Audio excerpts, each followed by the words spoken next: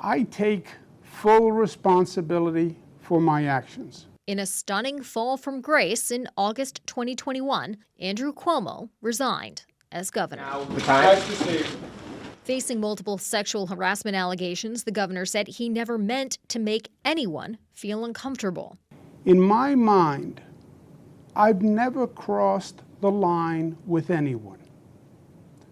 But I didn't realize the extent to which the line has been redrawn. It was a week after New York's Attorney General issued this report, finding the governor harassed 11 women, some on his staff, engaged in unwanted touching, and created a hostile work environment. Those accusers sat down with outside investigators in hours of videotaped testimony for the report. One former assistant to the governor said Cuomo groped her breast in November of 2020. He really pulled me in, and I remember his hand just sliding right up my blouse.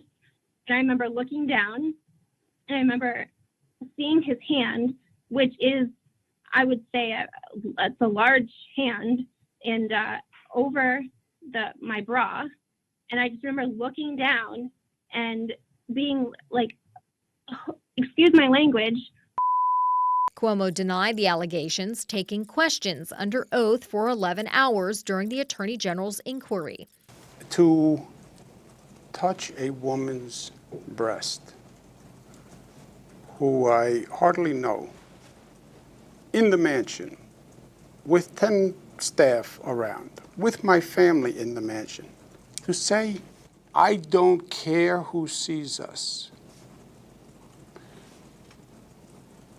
You've investigated me for 6 years. I would have to lose my mind to do such a thing. Denials aside, the political pressure to resign mounted, including a call from then-President Joe Biden.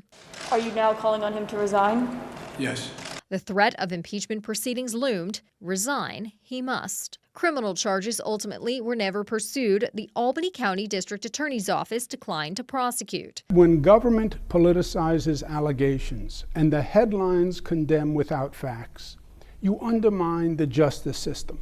Since the governor's resignation, he has been sued by 3 of his accusers. The complaints relitigate the scandal and have led to multi-million-dollar court battles between Cuomo and the women who said he sexually harassed them. He's continued to torment them, and he's continued to torment all of us, even if we're not pursuing legal recourse.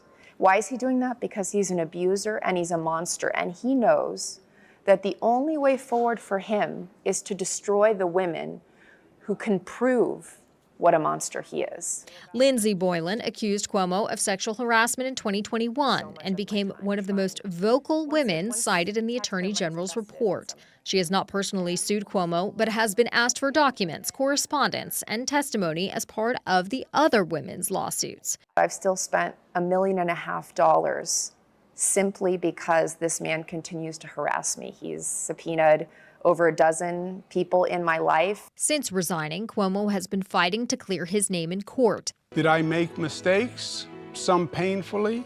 Definitely. His accusers say his tactics, which include deposing some of the women, have been malicious. One accuser, Charlotte Bennett, sued Cuomo in federal court, and after years of what she called harassment by his attorneys, she dropped her case. I'm deeply uncomfortable. She had been slated to be deposed days later. At one point during that now dismissed litigation, Cuomo's legal team requested her gynecological records. His attorney, who attended his campaign kickoff, says a confidentiality agreement blocks her from fully explaining why.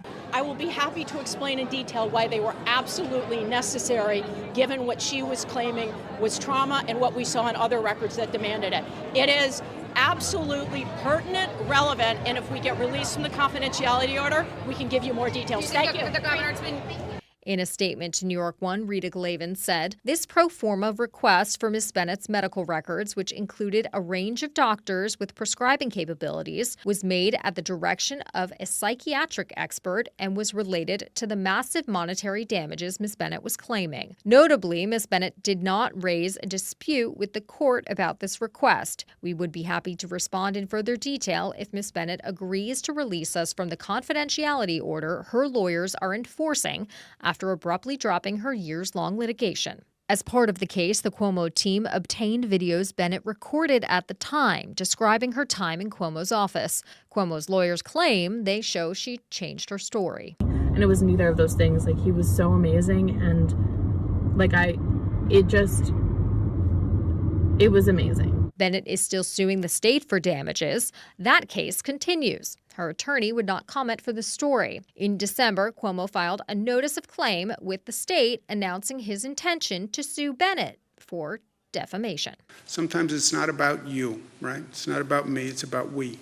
All the while, state taxpayers have been paying for Cuomo's legal fees, private attorneys to defend the former governor for his conduct in office. According to a review from the state comptroller's office obtained by New York One, the direct legal fees have climbed to at least $29.6 million, which includes representation for Cuomo and his staff related to the sexual harassment claims. A small portion of that also covers his defense for the investigations into COVID-19 and his controversial book deal. Hell no, Cuomo! It's a fact that's now fueling the campaign trail. And again, he's using taxpayer dollars to make those arguments in court.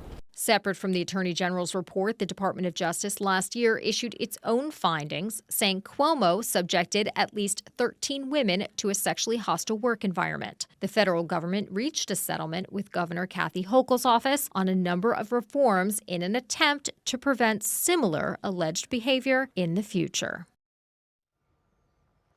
And of course, we did reach out to the Andrew Cuomo campaign in response to this story, and they sent us this statement, which says, quote, 3 years, 5 district attorney reviews that resulted in 0 cases and civil cases that were either dropped or are dying on the vine due to a mountain of exculpatory evidence uncovered during discovery is a clarifying dose of due process. The city is in crisis, and New Yorkers know Andrew Cuomo has the experience, the record, and the skill to help save the city. And Errol, just one more note on those legal costs.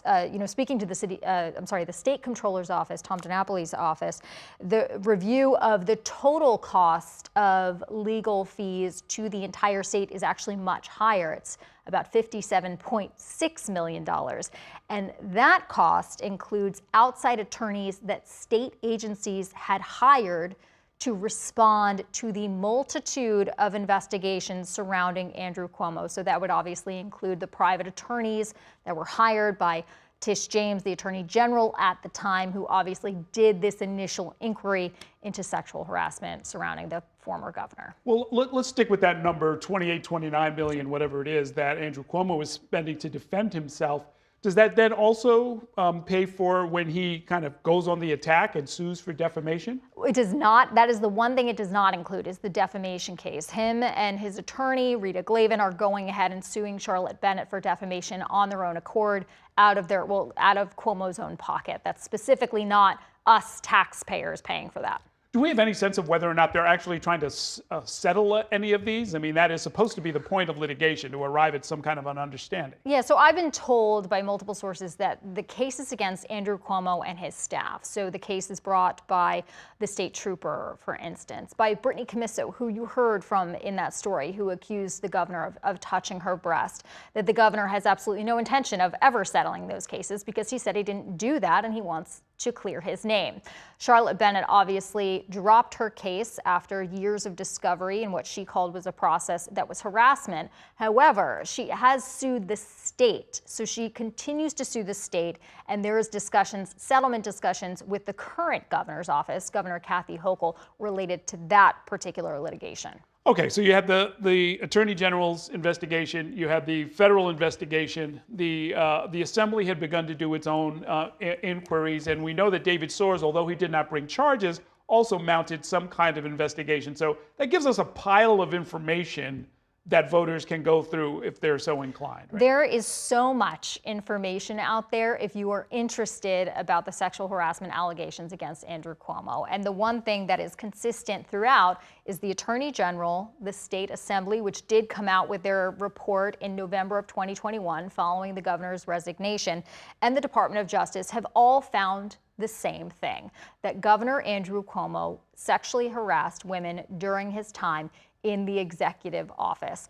Obviously, Cuomo is on his own legal pursuit, legal trail in the private courts in these civil cases to try to say all of those conclusions are wrong. Okay. Thanks very much, Courtney. Thank you for watching our YouTube channel. Let Spectrum News be your resource for balanced, in-depth political coverage, and click the subscribe button right here. You can also download our app or watch us on TV to learn more about the candidates, where they stand on the issues, and more. We'll see you then.